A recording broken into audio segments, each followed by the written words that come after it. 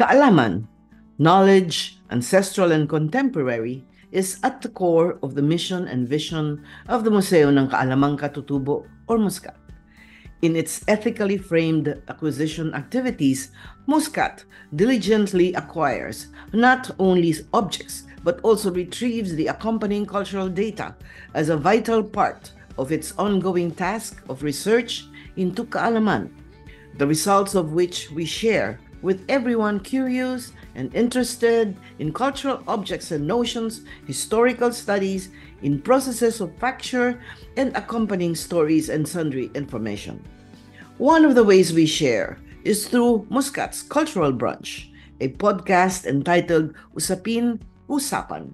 It is a venue for an informed and informative conversation between Muscat, represented by yours truly, Cora Alvina, and one subject matter expert. Muscat's Usapin at this time is about the rich Philippine kakanin inventory. We have a heritage of kakanin. We are with Mickey Phoenix, Philippine food and drink expert. Miss Phoenix is a tireless researcher, editor, writer, and seasoned convener of culinary events here and abroad. She has authored food books, edited magazines, judged countless competitions, and tasted all possible edibles and delectables around the world. She will regale us with Philippine kakanin as part of our culinary heritage. Mickey, how are you? Quite good and full. Kumain ka na ng kakanin agad? Kanina umaga, oo. Nagpagawa ako ng biko. Biko. Yeah. Okay, so rice-based. I remember one of the writers, not ancient, but the food writers who came before us, said that the kakanins or some form of rice was always an offering. Yes, alay. Alay, no? To the gods, the pre-Hispanic or pre-Christian gods. But it seems that we have taken it through our times, no?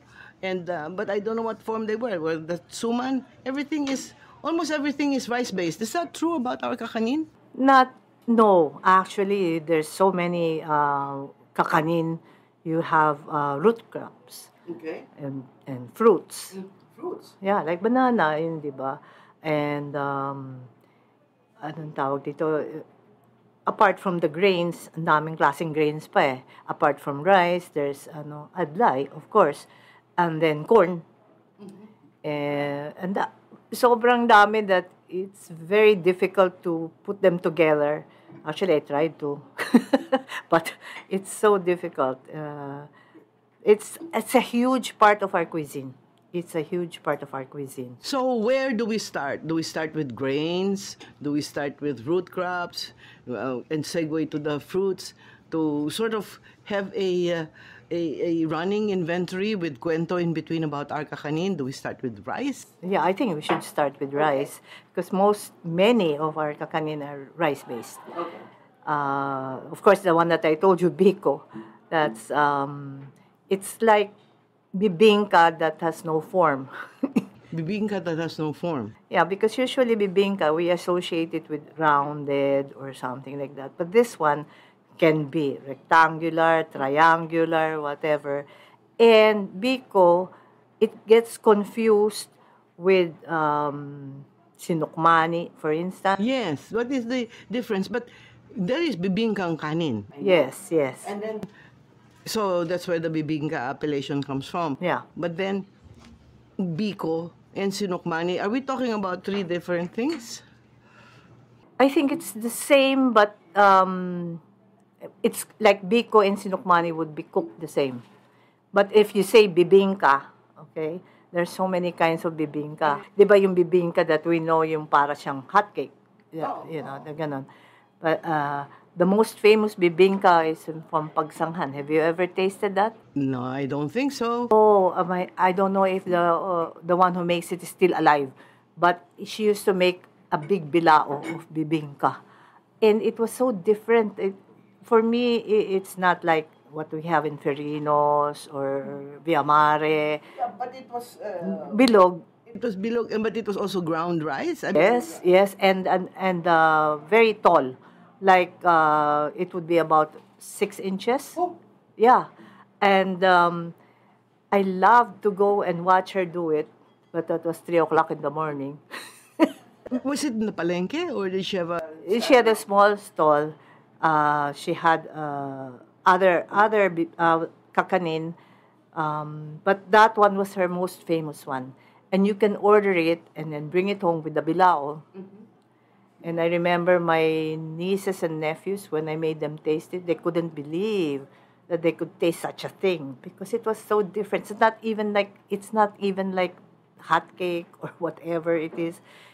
It was kakanin. It was kakanin. But was it eaten the same way as we know, as we do the standard bibingka, which is with butter, with sugar, Yes, you could do it that way. with nyog. Nyog na no, yeah. It was the same. But I don't know why it tasted so different. Better. Much, much better than what we usually have. Yeah, I don't know. Of course, she will never tell me. But you watched her. Yeah, she had gata, of course. And then, not rice flour, not the flour ordinary. Yeah, rice flour, that one. And then I think she put in a little cheese. Oh. Yeah, grated. Yun. And she wasn't really that old yet, but then I was told later on that nobody makes it anymore. How sad. How sad. Heritage lost. But did she cook it the way bibingka is supposed to be cooked? Apoy sa ilalim, apoy sa ibabaw? No, different. How was it cooked? It's just like an oven. That's it. No. But then kasi ang bibingka, ang daming klase eh. Even bibingka for that matter. Ang daming klase. You know, like in Leyte, they make it really small. And then they call it bingka. You know, really, really small. One niece of my husband's from Leyte, she had a stall, they call it bibingkinita. Kasi small siya eh. A lot of, not coconut, but buko. Oh, but cooked the way, because I associate the bibingka with a specific way, technique of cooking, which is apoy sa, there is a song, no? I wish I knew it, about having apoy on top and apoy sa ilalim. Yes, correct. Oo. So, was That one, the bibingkinita of Leyte, ganun din. And then, of course, Iloilo they had, di ba? They would have this parang kahon, it's like a cabinet, di ba? Then they had drawers. Yeah. And then sa ilalim meron sa ibabaw meron din init ganon. I think Glenda Barreto copied that in her restaurant. Yes. No? I think that's how she does it now. Yes, oo. But then she told me, if you want the old way, you go to Villa Mare in Makati. What was the name of that, the very first one there On Paseo, that's the first one, near Cinderella. No, in the mall. Yeah, that was a mall in front of AIM. Parang ganon. That's where you can get it, That's the the old oldest. way. I said, you were allowed to cook, like that in a mall? Sabi niya, the only one. So, sabi ko, sige, I've never tried it though. But there is bibingka. I mean, a little bit of digression. I think there's bibingka in Sri Lanka and another Southeast Asian or South Asian country. And when I was in Sri Lanka, I asked how. I mean, how come? And they said maybe the Portuguese who went to the Philippines, but the Portuguese who came to the Philippines was Magellan. How could he carry this? And that was their theory. That was the Portuguese who went to the Philippines and brought it over to Sri Lanka, and they called it the same thing, bibingka. Yeah, even in India, but it's different. There's one place in India where you'll see signs and says, "Have you had your binka?" They call it binka. And then when I looked, and it's different. It's like crepe. Oh, okay. Then they put it one on top of the other. Ah. Put in between ata yung ghee nila or whatever. Ganun. It's It's called bingka. Okay. So it's quite different. So, so we have bibingka regional, and then of course we have different bibingkas during Christmas in all the kanya-kanyang versions sa mga patio at saka sa mga restaurant, di ba?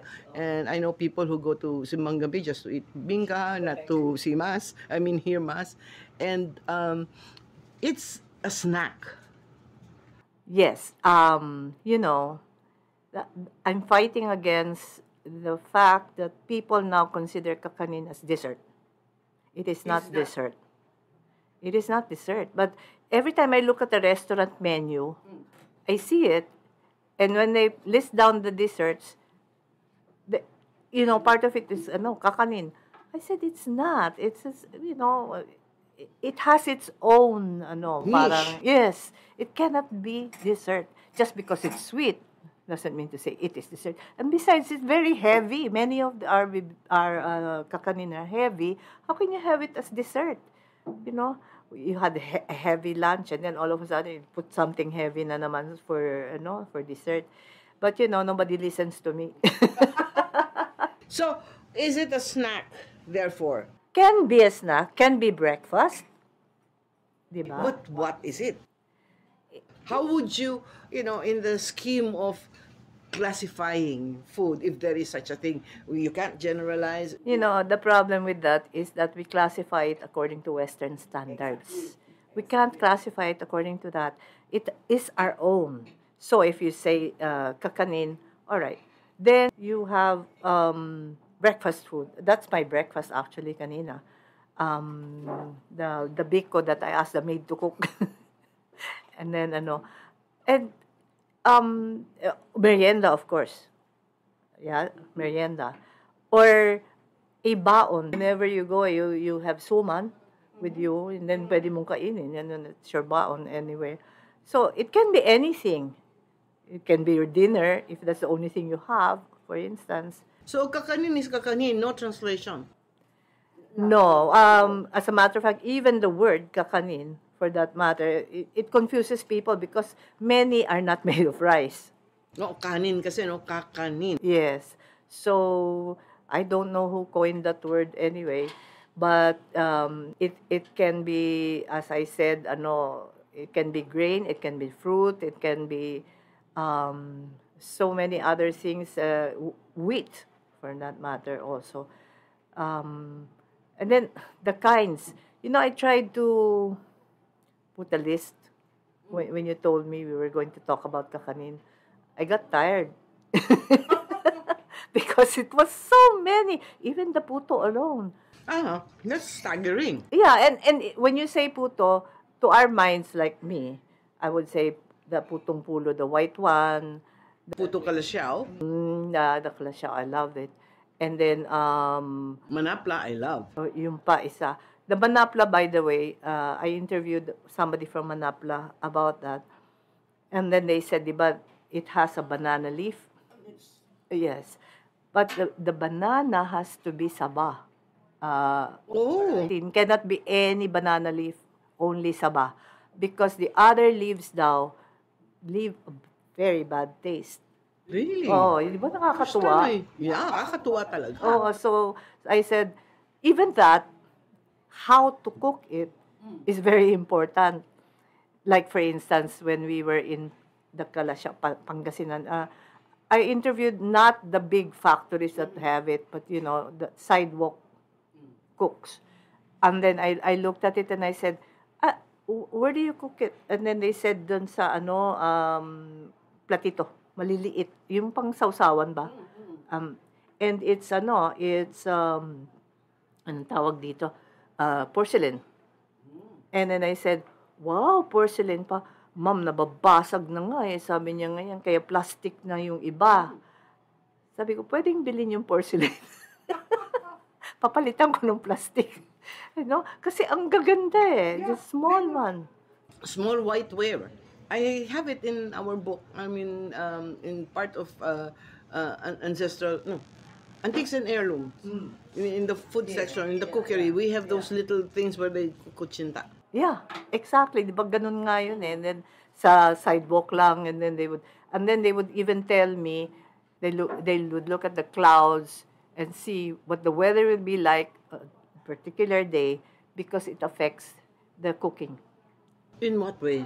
If it is too hot, okay, umaasim yung kanilang puto. Eh, di ba dapat na maasim ang puto because it's slightly fermented? No, not maasim. Asim. A little, but not that much. With a touch of asim What because it would it's affect? fermented. Yeah, but it would affect the quality.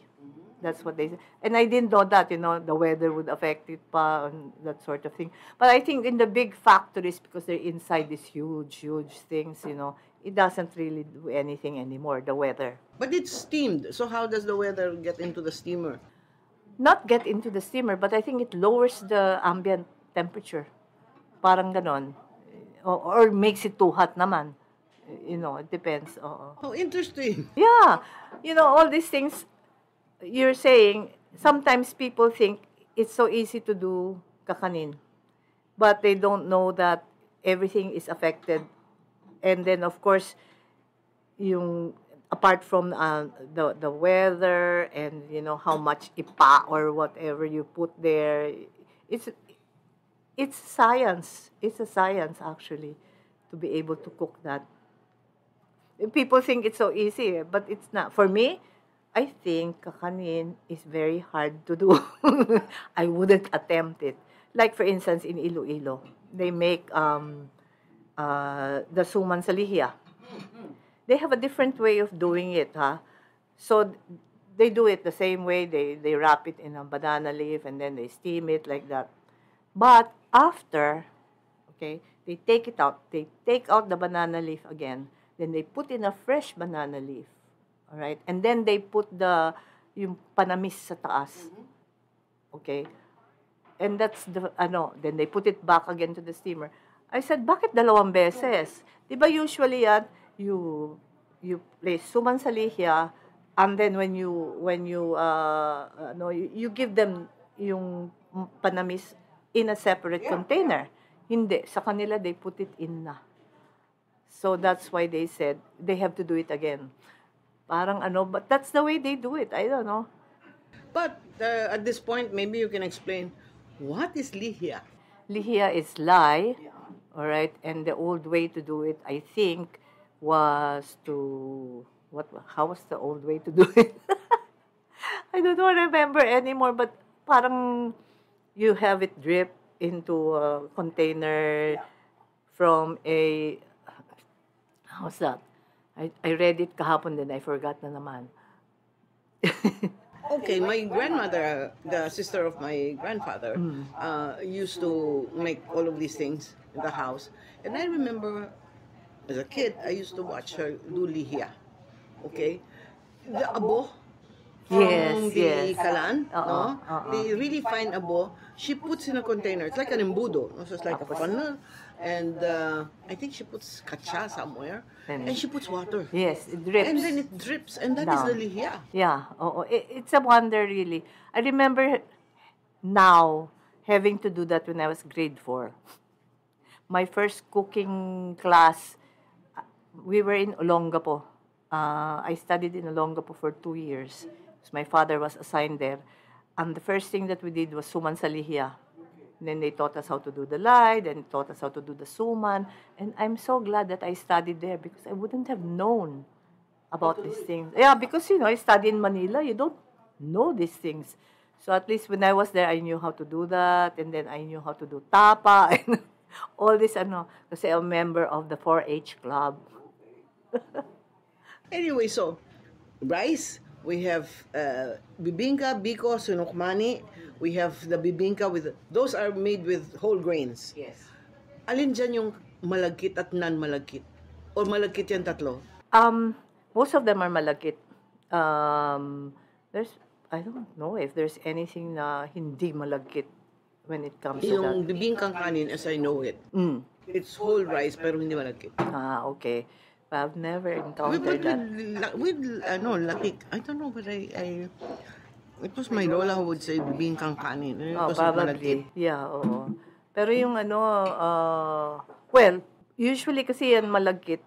That's what they use kasi, of course. Kasi in English, sticky rice. Okay? And besides, you don't have to add anything to make it sticky. Di ba? So, you have that. And then, even the bibingka na the Farinos type and ano, Yung ground flour, rice flour. ground rice flour yon. That's malagkit also. Yeah. So, all of these things, I think that's why it's pang-alay. Kasi it's rice. Okay. And then, you have, there's so many kinds kasi of bibingka. And biko and bibingkang malagkit. You know, sometimes I get confused with these things kasi like the bibingkang malagkit, di ba? It looks like biko. In some places, it's called biko. In some places, bibingkang malagkit. And then, of course, in Laguna, they decided to call it sinukmani. For some reason. They wanted to call it sinukmani. And my friend who is from there told me, yung pag inayos mo yung ibabaw, di ba? You either cut it like that or ano, they call it sinuklay. Oh. Yeah. So, tatanungin mo, sinuklay mo na ba yung sinukmani? Ganon. And then, Glenda, who made sinukmani, you know, for me, it was the best sinukmani I've ever tasted because she put in between the bibingka, anong tawag dito, what do you call that root crop na yung ginagawang matamis?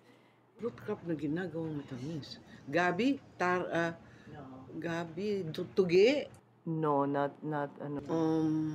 Kamuting kahoy. No. I had it here na nawala. I will remember it later when it doesn't mean anything anymore. Yeah, yung yung puti siya na na ginagawang candy. Kondol. Yes. That's so bad. It's not a root crop. It's not? No. It's a fruit? It's Artocarpus. It's a cousin of langka. Ganun ba? Akala ko ito sa root crop. Anyway, yung kondol, minatamis yun, di ba? Ang sarap-sarap nun. For me, it's the best thing. And then, you should put it in between. Doon sa sinukmani. Ang sarap talaga. Anong topping niya? Wala. Ganun lang. No. Nothing. Nothing. Sarap-sarap. And kasi it introduces a crunch, di ba? Yes, it's crunchy. Oo. And then, of course, and the taste, of course, iba rin yun eh. But so good. I've never tried it again. So I want to try it. But then, I don't know who makes kundol now na minatamis. You can go to the Chinese stores. They still make kundol. Ay, talaga? They do. So you can buy them in little packs or... Do you know that an Indian ambassador, babae, well, she saw me eating kundul. And then she said, do you know that we have one whole market dedicated to kundul? Who was that? Navrekha Sharma, the ambassador na mahilig sa food. And then she said, one whole market, ha? A whole market just for kundul. And different colors, and different ways of cooking. And sabi ko, talaga? Sabi niya, yeah, imagine. Sabi niya. And here, it's a lost art. My experience with kondol, which is on like a sidebar, I was brought by our dear friend, the late Des Bautista, Okay. to a halo-halo shop beside the gate of Pagsanghan Falls Hotel. I don't know if she is still there. Aling Moring. Okay. She made the best halo-halo. Wow. Because it was a mixture of minatamis na I remember that. na root crops and whatever and fresh fruits and kondol. She would put kondol. So I would go back and every time when people would bring that. And then one time when she saw me coming, she put out a bottle. She already gave me a bottle of kondol. She said, "You like this so much? I will give you a bottle." Yeah. So that is my experience with kondol. I hope people still do it. Really. They do. Oh, You can still buy. You can still buy kondol. In the provinces. Here in Manila. Also, you can buy in the provinces. Here, you buy in the Chinese stores. That's good. Yeah, because But condol is the winter melon. Yes. Of course, they cook with it, diba, the Chinese. Yeah. It's artocarpus. It's mga magpipinsan yung mga fruits na yan. Anyway, the other thing that I wanted to share also is I don't know if you ever met Nonya Tionco of Santa Rosa. Yes. Yes. So when I was doing, or were you with me? When we were doing My City, My SMI cuisine, there was a merienda part, or it was during the taste testing already. Yeah, I was there, yeah. He served sinukmani with kilawing puso ng saging. Yes. And you ate Bagay, the scent. diba? Ang sarap-sarap. Yes. You know, Nonya passed away last I year. know. And itong si Emily Tionco, I was telling her, get the recipe of the kilawing puso ng saging. I'll ask si Chit. Yeah, Like, that's why, the neighbors, I mean, Yes. right next door. And then that's where I met actually the two. And then they cook for us. Yes. Ay, how nice, really. But the one thing I noticed also in Santa Rosa, they have this corn, kakanin. They call it atole, which is very Mexican. Mexican. What did they do with it? It's like It's kakanin. It's kakanin with corn. That's it. And then they call it atole. We're going to go into corn just a bit now because, or is it Maja Blanca is... With corn sometimes, but it's not really made with corn. Yeah, exactly. And I would like that to be the end because that's my favorite kakanin. Tibok. Oh, yeah. Anyway, so we're done with these flat kakanins or flat round. Let's go to the tubular. Suman. Heaven knows how many suman. Oh my gosh. In Leyte alone, my first time in Leyte, my sister-in-law who cooks, okay, she told me the different kinds of suman in Leyte. They have suman matamis, of course, and suman maasin. And then they have one that combines the two. I don't know how they do it, but it's like very clear in demarcation line. The matamis is dark, and then the maasin is light. So, magkasama sila. It's wrapped in banana leaf. Oh, and, parang, how do you do it? I can understand the rainbow. It goes around like that, naghalo-halo. But that one, very specific yung boundaries niya. How do they do that? Really? I'm so bad at yan. I don't know how to do suman, really. But she does suman latik, which is biko in our, not biko, suman latik. How do you say that? Latik, it's matamis, di ba? Yes. But it doesn't have latik. Sometimes it does. No, inside. you serve it with latik. It's by itself, and then there's latik. Define latik. Latik is the sweetener made of coconut milk and what do you call this? Sugar na panucha. And then you mix it together. That's it. You heat it together so it becomes latik. Okay. A lot of regions have it and they call it by different names, diba? So that one. But the suman that she does, it's actually shaped like a triangle, and she tried to teach me how to do that, and the rice would always get out of the triangle. I'm so bad. What leaf? Hagik-hik. Hagik-gik? The leaf is hagik-hik.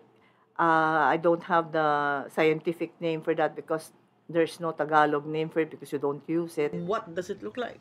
It's like a big anahaw, malaking leaf. And all over the Visayas, they would use it. Did you ever see what it looks like? I saw it. I mean, planted. I mean, No, still no. attached to the... No, not the tree. It's already there, and then they wrap it with that. It's their version of the banana leaf. I suppose. So they have to use that because according to them, it contributes to the flavor also. Yeah. So that's the first time I saw it, hagik-hik. Hagik-hik? Yeah. And then they shape it into triangles. Sumansalihia, actually, it is. Ganon. And then, of course, the latik. So she called it suman latik. So even the suman latik in Manila would be called what? Suman latik also. Sumansalihia. or suman sa lihiya. Yeah. It's sweet, no? That's the difference between ibos and lihiya would be sweet because ibos is maalat. But sa kanila, di ba, I told you, they have that version na 1/2 salty and 1/2 sweet in one suman. That's very interesting. And it is called what? Suman, I'm trying to recall my waray. So, parang suman hati, yung ganon. Suman hati. Yeah, but it's not hati because they don't call it hati there. Of course, you have moron. Is it bigas also? But it with chocolate. I thought it was cassava. It's also bigas. And it has chocolate inside. Yeah, they do it. The old way was to put the chocolate in between. Yes, yes. But now they have it outside, and they call it rainbow moron. Different kinds, you know. And then I remember attending a Leyte festival in one restaurant. Then the PR person saw it and said, "Suman moron." She took it away. She thought it was wrong. I said, "No, that's correct." Because she said, the waiters were the one who did it. And I said, siguro taga Leyte sila. They know. You know. Kasi, and of course, moron. And everybody says, moron. Okay. So, what does it mean? Chocolate, I suppose. Moron. I suppose. I don't know. I'm not waray. But that's what they call it there. You know. So, ang dami nilang suman na budbud kabog. Which is a millet. It's millet. Bird seed. Yeah. That's, for me, is the best suman I have ever tasted. But you have to have that in in Potski, in Dumaguete City. Dumaguete, yes. Stall number 17. Look at her. She remembers. Double, not single. And I tasted that as bibingka. Oh, it's so good. You know, kasi I think it's all the texture. Leyte has it. Leyte also has that, the first time I tasted that was in Leyte. I said, "Oh, what is this?" And then my sister-in-law told me, "Oh, nako, you should taste that in Negros Oriental," she said. I said, "Wow, this is so good. I've never tasted anything so good." You know, so that's one kind of suman pa. Can you imagine how many kinds we have? Yeah, because there are now, I think, innovative kakanin makers. No, for instance, in Tanay there is pinipig suman. For instance, I love pinipig. Yeah. But I don't like it in suman. Yeah. I don't like it. Why? You like it in ano? I like it like as is lang. As is, yeah. So in Tagaytay market where I go, sometimes there's a lady there. I think she's Batangueña who sells all sorts of suman. And iba-iba, matamis, maalat, ito. Yeah. There's ibus, there's kung ano-ano talagang suman. It's a little stall, and she probably has 6 to 8 types of suman. But in vegan, my friend, the Kemas, they always give me a suman because they know I like it. It's plain malagkit, but it's shaped like an ice cream cone. Yeah, I think and so. it's Yeah. called suman patupat. Yeah, it's also maalat. Di ba patupat is also the name of what do you call that? One of the sugar thing. I don't think so. So it's In another area, not in there. another area. Well, I love that. You know. I love it. And the suman for me, it's packaged food. You can bring it anywhere. You know. I mean, it's like my favorite before was yung suman sa ibos, of course. You know, I would always wait for it. My mother's tao in Antipolo, where she had some things made for the house, he would come and bring, and I'd always wait for it, you know, because ang sarap-sarap talaga. Ang sarap-sarap talaga. But then later on, I find out so many kinds of suman. I thought it was the only suman in the world. But you know how it's done is the ibus is In the front. it's twirled first before they put the bigas, no? Because when I was doing that again, that project with SM, I had to do SM Antipolo. You had to do it. I was brought to a suman. No, I had to describe it. I was brought to a suman maker. The vat, the kawa, was big. Siguro all four of us could fit inside, and they taught us how to do it. Of course, we couldn't do it. No? I know it always spills out all the bigas. And not only that, we couldn't even twirl the ibos, no, the leaf. Do you know that they color the ibos? With turmeric. Yeah. Yeah, so they should. It has a little lye as well.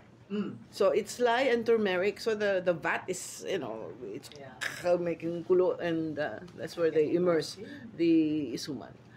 So we're only in the Visayas and Luzon, and we're only in kakanin, suman, flat kakanins. We now have rolled kakanin, and now I think it's time to go to ground rice kakanin.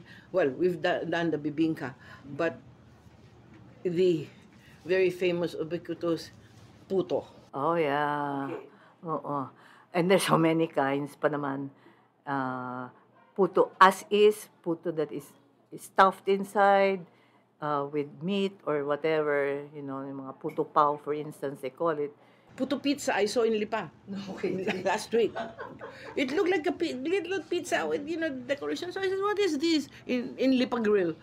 Puto pizza po. Ha? Kung ano-ano invention nila. Yeah, well, actually, you can do a lot of things. And then, of course, I love the Batangas puto, yung malaki. Or what do they call it, yung puti? And then I was telling them na to cut it, you have to use a thread. Even in Quiapo, they still do. Yeah, up to now, yes. Yeah. They cut it with thread so that they're parallelograms, no? And that's the way they do it also in Pasig. And I think we got it from the Chinese. puto? That particular puto. Because when I went to one restaurant before in Quezon City, they had it. Yung makapal, ganon.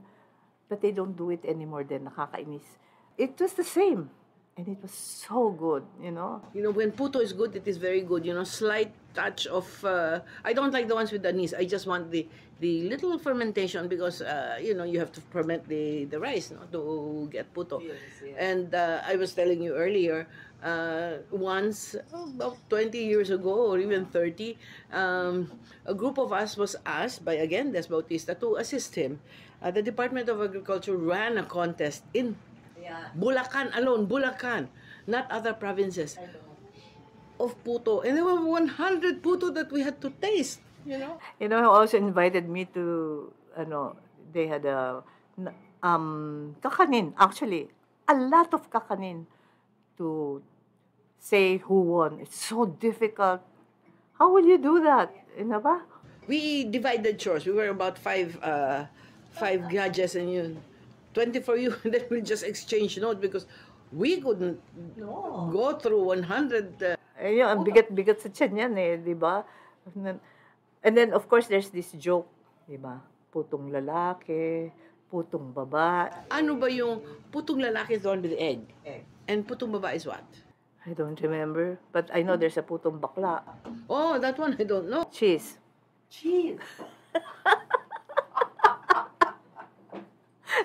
Really? Oh, yeah. It creates something like, they just create this for alam naman Pilipino. Ay, magaling tayo sa ganyan. Ay, nako. But let's step back a bit to the rolled type. Kasi the name is puto bongbong, but it's not like the puto. No. But it is tubular. And made of pirurutong rice. Pirurutong, which is violet and very expensive. That is why some people just put coloring. It's so sad. It is really sad because it is, but it's steamed. Yes, it's steamed. It's steamed. They have that's why it's called bumbong kasi nga yung bamboo. And then it's usually associated with Christmas noon, but now not anymore. It's all over the place.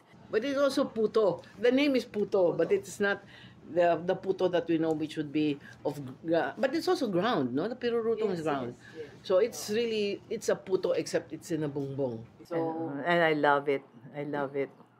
So what putos are your favorite? As I said, I like manapla, I like kalasiao, I like the old one of Pasig, and something that you don't like, binyan. Well, Not that I don't really like, but I don't prefer it to the other puto. Because for me, the binyan, I don't know, it's a very different puto for me. That all that. But I saw how it was done, and I saw how hard it is. But for me, it doesn't taste as good as the white puto. How about putong pulo? Why is it famous? I mean, putong pulo is quite famous. I think the way I understood it, before when we used to go to Baguio, di ba, dadaan ka doon sa Putong Pulo and then buy and then eat there. What happened is the pulo apparently is the one yung reddish. Di ba, there's white and then there's red. Yung reddish na ano, it's not white. That's the pulo. Uh, pero people didn't really mind whether it was red or not, and people actually preferred the white. But it was really the reddish thing. There were two kinds kasi there in that shop. The reddish one and the white. We like the white, but we would buy the red. So speaking of puto now, of course, puto is a snack. Yes. But it is also accompaniment to some other things. Puto dinuguan, puto pansit palabok. Yes. Yeah. So it becomes an accoutrement of something that is not a snack anymore. Or do we consider pansit and dinuguan snacks? Also. Alam mo naman tayo, yung breakfast pwedeng lunch, yung lunch pwedeng breakfast. We are judging our food and the way we eat it according to Western standards, but it's not. I mean, it's like, di ba, Western. First, you have appetizer. Then, you have the main dish. Then, you have tayo, lahat. Sabay-sabay. That's why in France, according to Sandy Dasa, pag Pilipino yung pumasok dun sa kanilang restaurant, sasabihin, sabay bagsak. Which means to say, at once. Hindi na yung isa-isa. If it's French, you have to do it that way. Pero sa Pilipino, kailangan nandyan lahat.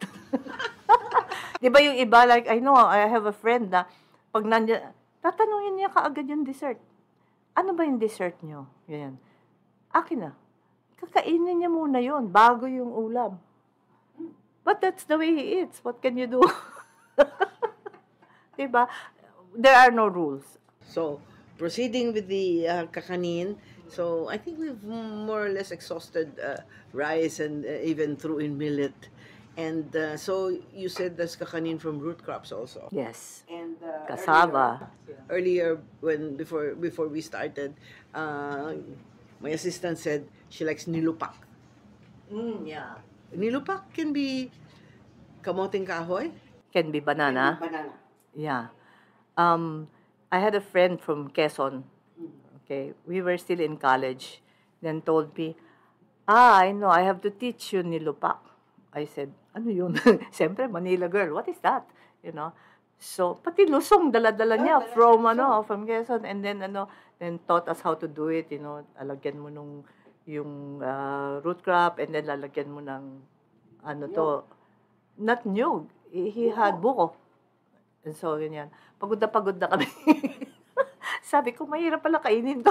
Kailangan magtrabaho ka muna. So, we would do that. With sugar? Yeah, with sugar. Brown. So, I saw it again when we went to Quezon. Okay? So, yun na naman. Iba-iba. And then Yen said, my husband, and later, they have that also. Nilupak. And he loves it, I think it's done usually during harvest. Yeah. Diba? And talking about harvest, most of the kakanin is offered during harvest. Okay, and so that's why it's cooked like that. They don't do it na, okay, bigas, offer. Hindi. Nakaluto na lahat. Yung ganun. And so, and even during harvest, they would serve kakanin dun sa mga workers. Parang ganon. So, that's why I would say that kakanin is a meal in itself, different, not your lunchtime or whatever, but it's by itself. It's a food group by itself. Okay. It cannot be your main course or whatever, but it can be a main course also if you want it to, that sort of thing. So,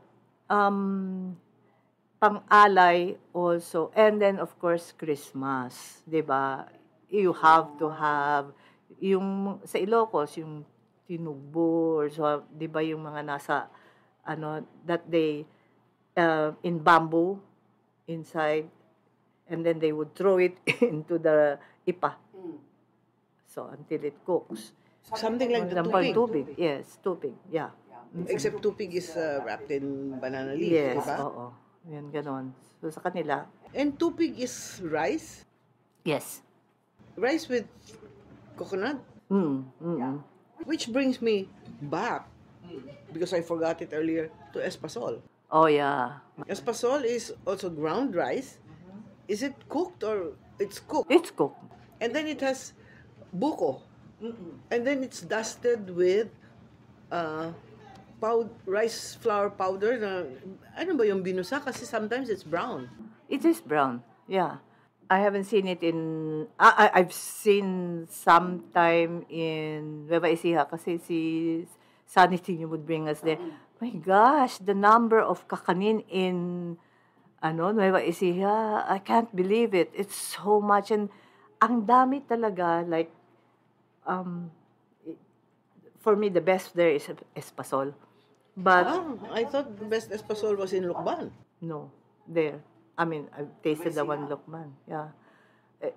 Kasi maybe it's because of the kind of rice that they do, or because they put in more, more rice, more buko. buko. If Sunny were alive and here, he would say, kasi mayaman kami. Mas mayaman ng Nueva Ecija. I can hear him Probably say true. that. Yeah. Yeah, that one I remember, and I told him nga it was so good. But they had a malagkit in balls, then put it in a jar, and then they put in anong tawag dito, gata. Yeah, that's one of their kakanin, and I really loved it. And then of course lalagyan nila yan ng sugar and whatever, but so good. Ang dami-daming klase. But the one that I like is binutong, which is Bicol. Binutong is malagkit. Siguro mga isang dakot na malagkit, no? And it's wrapped in banana leaf. Pero gata ng isang nyog, kakang gata, ang ilalagay doon, aasnan. And then may tali. And and of course it's... Hindi sila matamis kasi aasnan mo eh. Oo. Ang sarap. I can imagine. When you go to the provinces, that's what you have to look out for eh. All their kakanin. Kasi they're all different eh. Different but the same. Sometimes it's the same but different names lang. Diba?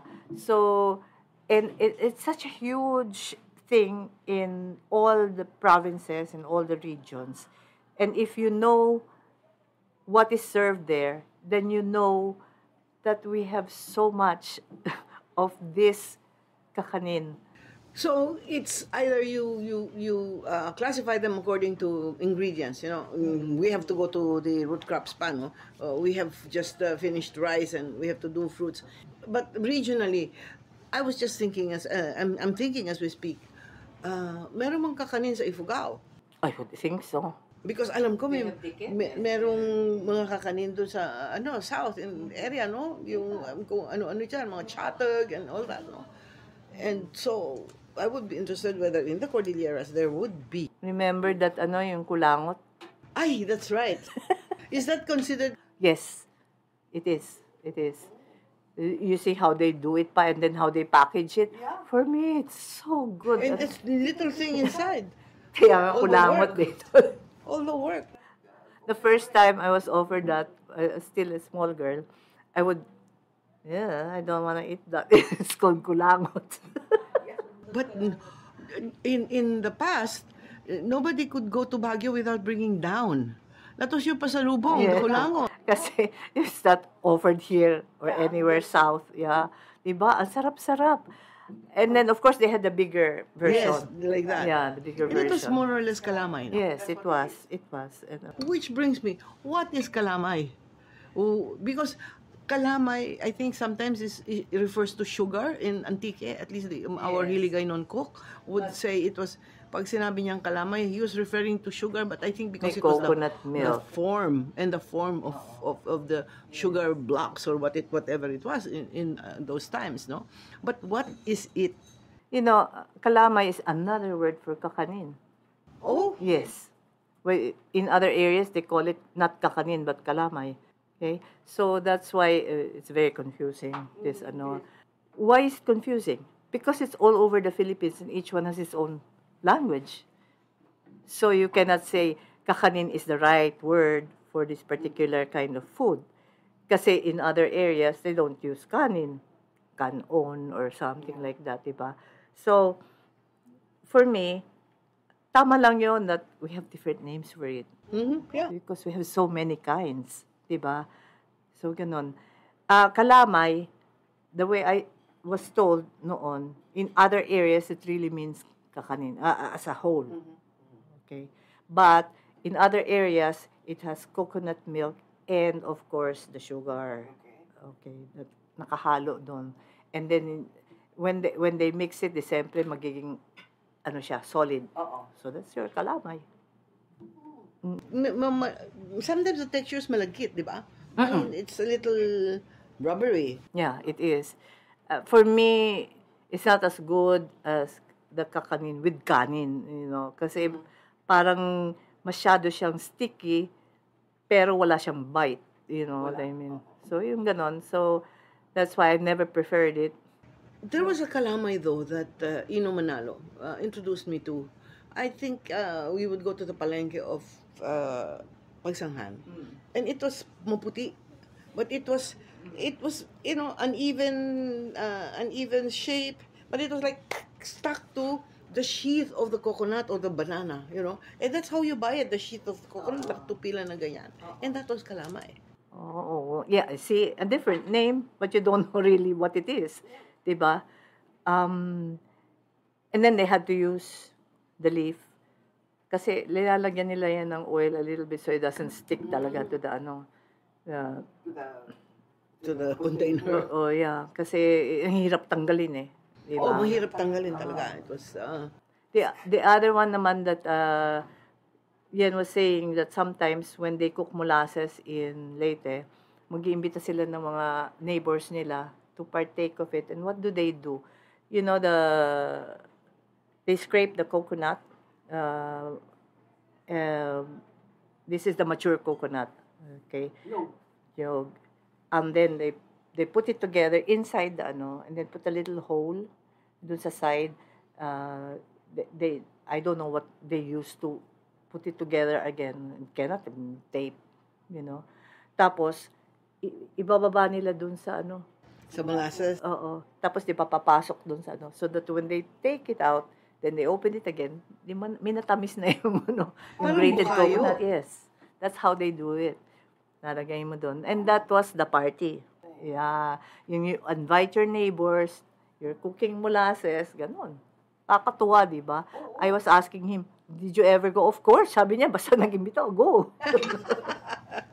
Di ba? And then, his niece showed me. She showed me how it was done. Kasi pinakita niya sa akin, yung little hole, gano'n. Diba? Kakatuwa. Talaga. But anyway, we digressed na naman. We were already in root crops and nilupak. And so, of course, I would say, I hazard to say that the queen of the root crops would be ube. It is quite prized. Of course, in Batanes, the ube is puti. It's uvi, because they said that the purple one is for the pigs, the white one is for people. And the white one has different tastes. Yes. Sa Morangan, they gave me a whole lesson. But they have like little lingering aftertastes, no? But I liked it also because it tastes malinis. Yeah.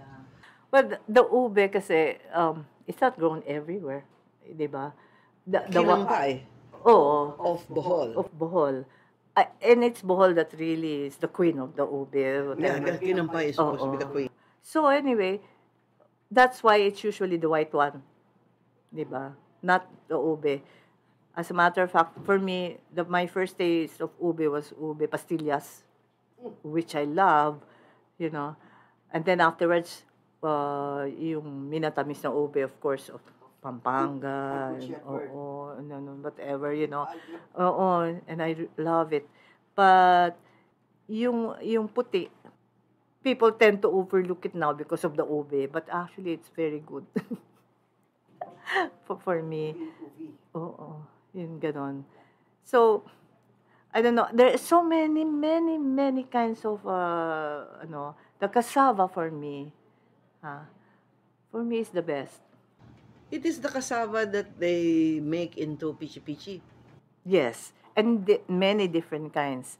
Many different kinds. Merong sumang cassava. Oh, meron. Masarap ang sumang cassava. I love which I it. like. Oo. And then I used to prefer it over rice. I don't know why. Pero mabigat siya. Oh, and then of course brown kasi yung kulay. And then the cassava bibingka, they have it, di ba? So ang daming klaseng ano. Kanya lang ang ano diyan for me, you have to tell people about the cassava. It's poisonous if you don't know how to do it. Yes, you know. Kasi people think, didig mo lang yan, tapos ano yun, makakainin. Of course not, di ba? You have to take out the poison, and then they're wondering, why is there poison? Because of the chemical thing of the cassava. That's it, you know. And then if you don't know how to take out that poison, You'll die. you'll die. Di ba, mga bata na namatay dun sa ano, because they were selling yung cassava na, anong tawag dyan, yung parang nasa stick, barbecue stick. Barbecue. As is. Imagine. Yeah, oo. So, you know, but the cassava bibingka for me is so good. For me, is so good. Sarap-sarap niya. And then, of course, you're talking about tibok-tibok. Yes. Tibok-tibok is just Carabao milk. I know. And The biggest, of course. Pero, ibig sabihin, it's so good na but people take it as dessert. yes, it's light enough. Okay, I'm glad it's light enough, not mabigat, not mabigat. Yun nga ang sabi ko, actually kakanin can be dessert, but it is not dessert.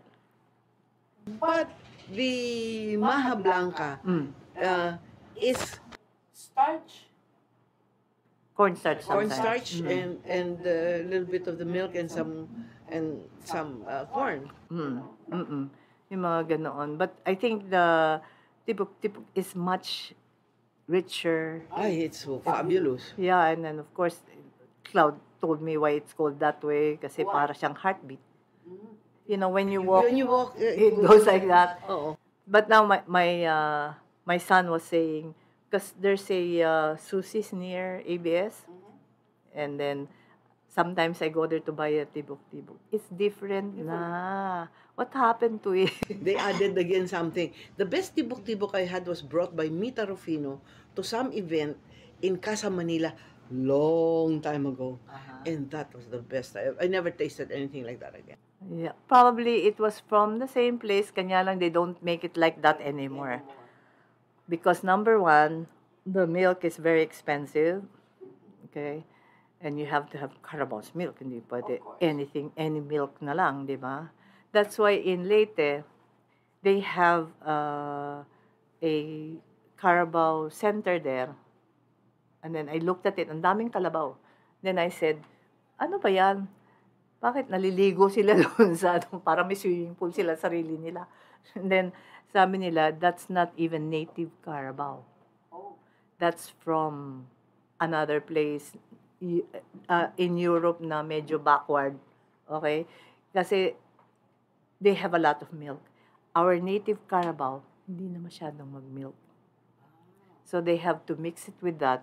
They have to import these Carabaos from abroad. Imagine. To supplement our And then when I went to a lot of places in the south, especially in the Visayas, they have a lot of Carabao farms. Apparently, they want to promote Carabao milk, number one, instead of cow's milk. Carabao are supposedly native, panyalang imported Carabao.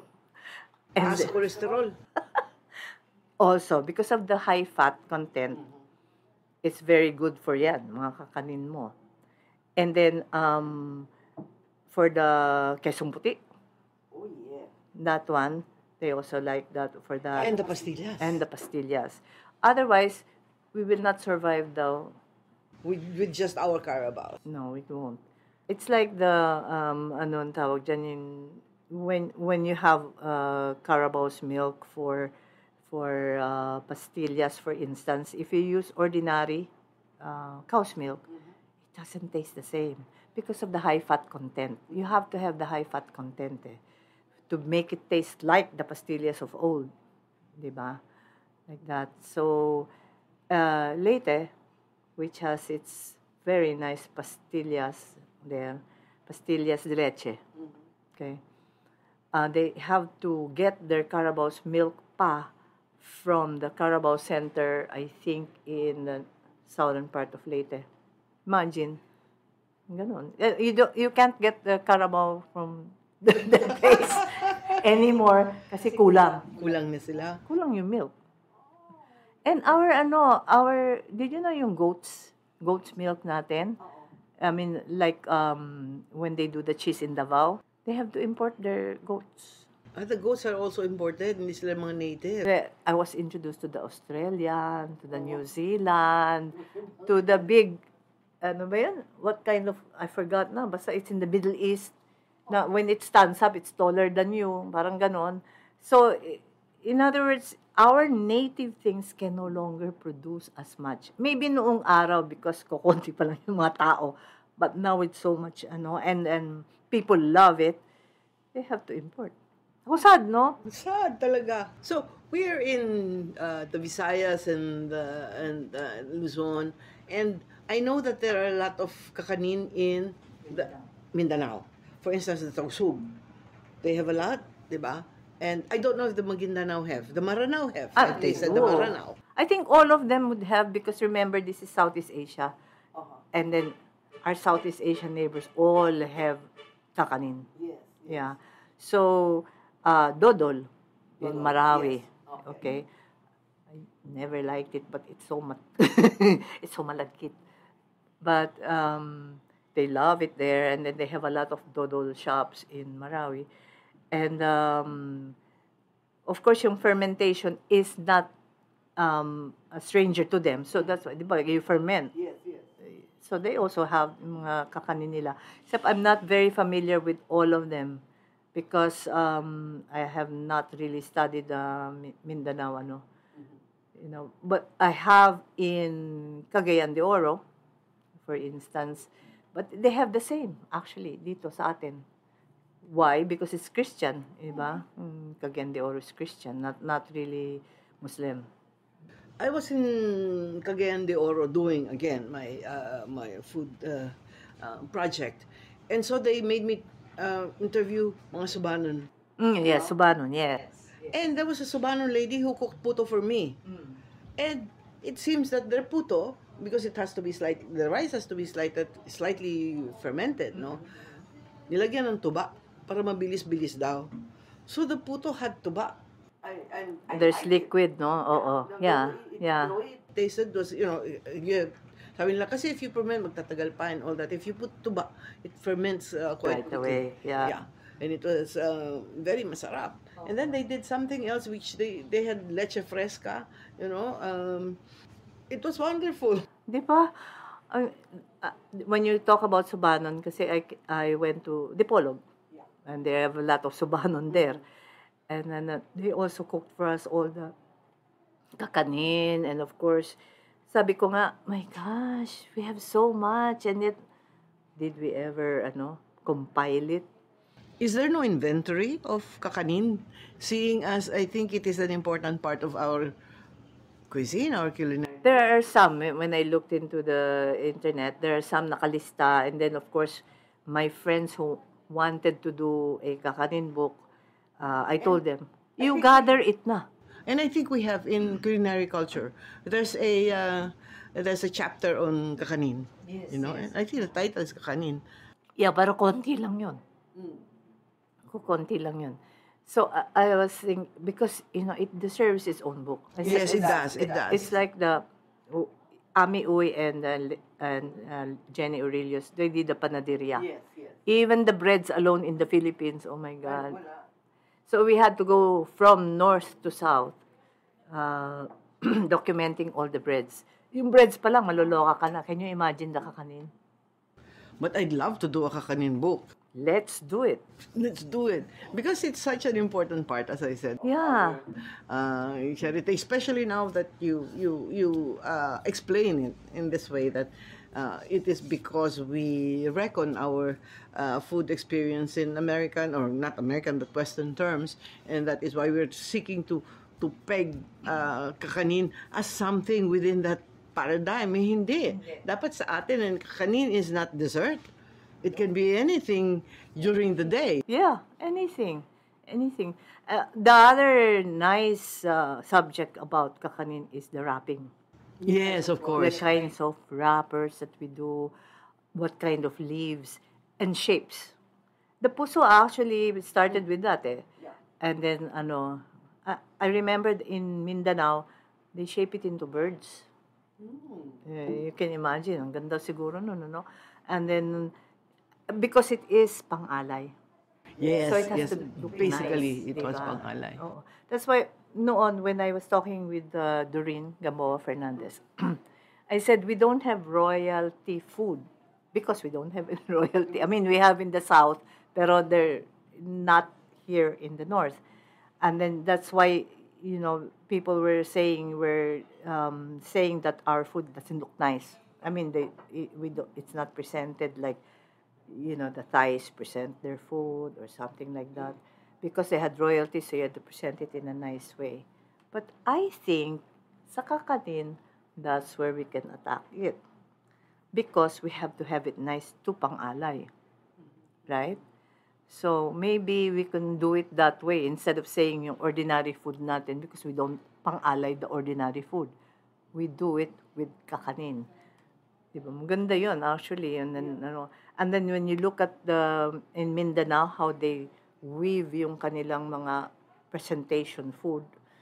God, ang daming maganda. Really. And come to think of it, I was earlier talking about the suman of Lukban. No, that it is a special suman. They don't do it every day. It is really for May 15. And the leaf, what do you call that nga? The keeping is also made of rice. Yes. And they taught us pa how to do it. And and it's alay because the houses decorate The chandeliers nila. chandeliers, curtains of keeping, plus on the side the suman. Yes. And it is alay because It's San harvest, San Isidro, the image of San Isidro, no, passes through those streets, and they throw the suman. Yeah. So that's alay also. Oo. Meron nga, ano bang province yung, they have a suman day. Oh. So everybody cooks suman, and then you go there, libre lahat ng suman, kainin mo. Diba? Nakakatuwa. Sabi ko, pero I don't know now. Kasi alam mo ngayon, even noong araw, diba, if there's a fiesta, anybody can go to your room, or to your house. Now, hindi. Tatanungin ka, sinong kilala mo? Nung araw, everybody was invited in. I remember in Lukban, it was that way. Yeah. Pero not anymore. Not anymore. Well, really, times have changed. But I think my friends from Valenzuela and Cavite will be angry if I don't mention their kakanin. Oh. Bibingkoy for the Caviteña, Yes. and akay-akay for the person in Valenzuela. But they're the same thing. They're little balls of ground rice, malagkit, with the filling of beans inside. And then merong arnibal or something with gata. And it's the same thing. The akay-akay is just dikit-dikit, and bibingkoy hindi, no? Hiwalay. And the last bibingkoy that I tasted, because in the office there's a Caviteña who's very proud of the cuisine of Cavite City. She brought bibingkoy, and the sauce was like ginataan. I mean, it was that rich, it was that copious, and it had all sorts of things also in it. So it was very nice. Ang sarap-sarap ng bibingko eh. We eat it in the palengke. And kasi they would sell it in one stall. Yung bibingkoy. So, si Iggy Ramos was the one who brought me there. Yeah, oo. Pero yun nga, that's what I'm saying. That every province, every region, every town has its own kakanin. So imagine if you had to document all that, you can really have a book. I think the best way is to get the culinary person of each town. Yes. And ano, and then it is just compiled, I think, because a team of researchers, even if it is a team, would be hard put to be to get to everything and everyone. Well, it depends. Like I told you when we did panaderia, kami lang. Because I remember when I did Quaresma, that's only 7 days Yeah. a year, and we were a small team. It took us 11 years to document. No. Yeah, that is why Quaresma came out after 11 years. Wow, I didn't know Because that. we couldn't go to Laguna and be at the same time in All over, Minglinilla. yes, You know, yes. we had one photographer only. Wow, talaga. And it was very hectic, you know. One day we'll be in Bulacan. The next day, you know, sleep only will be in Laguna. It was I know. Ang ganda naman ng libro eh. Cebu, and then, you know, Bohol, Cebu. It was really very taxing. And it was 11 years because we had to program what we did during the 7 days. Yes, that's true. So it's the same thing, I think, if we do a kakanin, if somebody does a kakanin book, it would be better to have, you know, from each. And I think a familiarity with the home or originating culture of the place would probably help a lot. And baka may mga secrets silang alam. We should have for every region a San Itinio and a Des Bautista. Exactly. There's those two are gone. Did you know that Des brought me to a place in Bulacan where they had yung parang sapin-sapin. Pero hindi siya yung the ordinary sapin-sapin, diba? Meron ube sa ilalim, kalamay sa ibabaw leche flan, ganyan. But you know, the one thing I still notice, and up to now I'm appalled, is that ba't mura yung kakanin? So much work. Sapin-sapin ka lang yung mga yan. Exactly. And you know, like some kakanin, you do it 3 o'clock in the morning because you have to sell it na breakfast time in the palengke. Yung time na yon, plus the ingredients, plus your labor, why is kakanin cheap?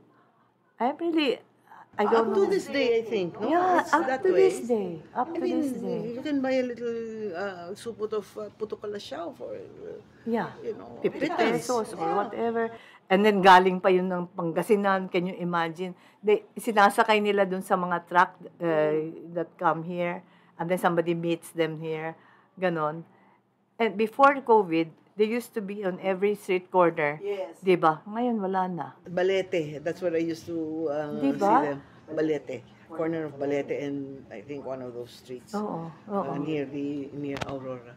But, so all kakanin, I thought that all kakanin would really be heavy in sugar and rice producing places only. But no. Each one has. Each one. It doesn't, and of course, kasi it doesn't have to be rice. Diba? Wait. Because you said doesn't have to be rice. How do you, if we're into classification, the Masarial or Maharial of Cebu? What is that? I don't know. Ground Ground. peanuts, no? Yes. Ground boiled peanuts Yes. with sugar. Yeah.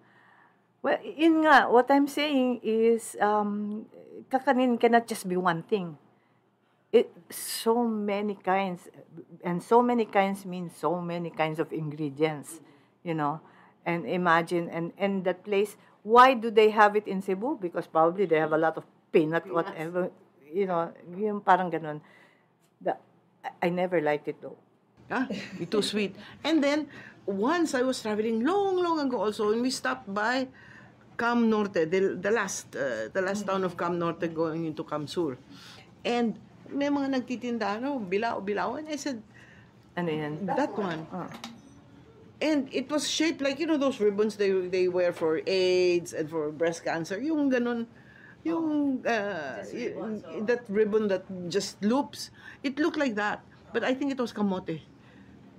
Kamote na mashed and Sinape nila fried. na ganun. And fried. Oh. Ang sarap. Mabuti na lang I met someone who knows the recipe and was gonna What ask. is it called? I forget. Yeah, because Father Didoy Abanyo, the head of the museum in UST, said, I know what you're talking about. I'll ask my cook to make it, if she still knows how. Wow, really?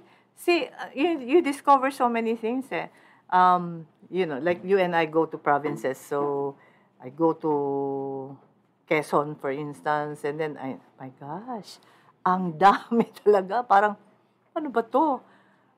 Never ending. That's why nga, I told Datu Sheriff Mendaton, you have to be the one to document the kakanin of Maguindanao, Maranao, kasi Nandun na siya. and he knows it. When we were there, when we were doing a book on Mindanao, sabi ko sa kanya, dami-dami naman to, kakaloka. sabi niya, oo nga. Sabi ko, we have to document these things. And because he knows how to talk to them, siyempre, no? Diba? We were in Marawi after the siege. Yeah, so, parang, yeah. Pero ngayon, may siege na naman doon. Meron na naman ba? Nagkaroon na naman. I don't know. Ako, somebody sent me my cousin kasi is married to someone from Siasi. So, pinadala ko isang plato ng kakaning, tausug. Oh, there you are. Diba? Yeah. He's Maguindanaoan, si Dato. Dato. Yeah. And then in Marawi, because of my food project, they also served me Marawi sweets, including the little cakes. They're not cookies. The little cakes cooked in those tuanga, the molds. Ano sila? Para silang cake. Di ba nakakatuwa yan siya? Talaga, nakakatuwa. Nakakataba. That's true. Kasi ang bigat niya eh. Some of them are bigat, some of them are light. But most of them are mabigat. But it is a heritage worth preserving, and at least it's a delicious heritage as well. And And be glad that people are still cooking it. Yes, still cooking it, and of course the doctors, the nutritionists are not very happy, I suppose, because of the caloric intake and content of all of these. But anyway, I would like to thank you. Perhaps we should repair somewhere where there is kanin to eat. And I hope to continue some sort of conversation about heritage that is culinary and nutrition wise. Oh, such a pleasure, really. It is a pleasure. And my feeling is we really didn't cover very much of it. There's more. There's So more. there could be a kakanin part 2. Yeah. Abangan po. Maraming salamat. Thank you too.